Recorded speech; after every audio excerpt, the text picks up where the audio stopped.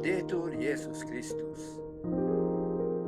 በተሰጠው ተስፋ መሰረት ኢየሱስ የጴጥሮስን ተተኪዎች በተናጠል ይሾማል። ሆኖም ግን ሰብአዊ መራጮች ሁልጊዜ የእርሱን ምርጫ እንደማያውቁ ወይም በኃጢአት እንደማይቀበሉ ሊፈቅድ ይችላል። ለምሳሌ አንዳንድ ጊዜ 2 ወይም 3 የሮም ጳጳሳት በተመሳሳይ ጊዜ በተለያዩ መራጮች ይመረጡ ነበር።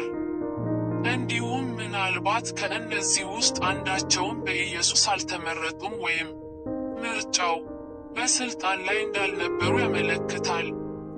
ኢየሱስ በ4ኛው ክፍለ ዘመን አካባቢ ለሊቃነ ጳጳሳትና ለተዋረድ የተሰጠው የፖለቲካ ኃይልና ሀብት በቤተ ክርስቲያን ውስጥ ያሉትን ደንቦች የሚያዋቅሩትን እንደማያበላሹ ቃል አልገባም።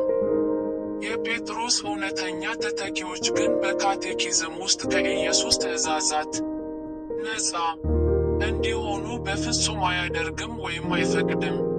ለምሳሌ ጎረቤቶችህን ራስን ለመከላከል መግደል። ነገር ግን ከጎረቤቶችህ አንዱን ብትጠላና ይቅር የማትል ከሆነ ሐዋርያት እንደሚሉት ዲያብሎስ ነፍስህን አሸንፏል። እኛ በቬሪታቲስ ሚስዮ የማንንም ጳጳሳት ስልጣን መወሰን አንችልም፣ ነገር ግን የመንፈስ ምርጫ ሊጠፋ እንደሚችል እንጠብቃለን። እንዲሁም የእግዚአብሔር መንፈስ አስቀድሞ ትቶ ዳዊትን ሲመርጥ መንግስቱን፣ የተቋሙን ኃይልና ሀብት መጠበቅ የቻለውን ኩንግ ሳውልን እናስታውሳለን። የኢየሱስ ቅዱስ ልብና የማርያም ንጹሕ ልብ ይባርከንና ይጠብቀን። አሜን።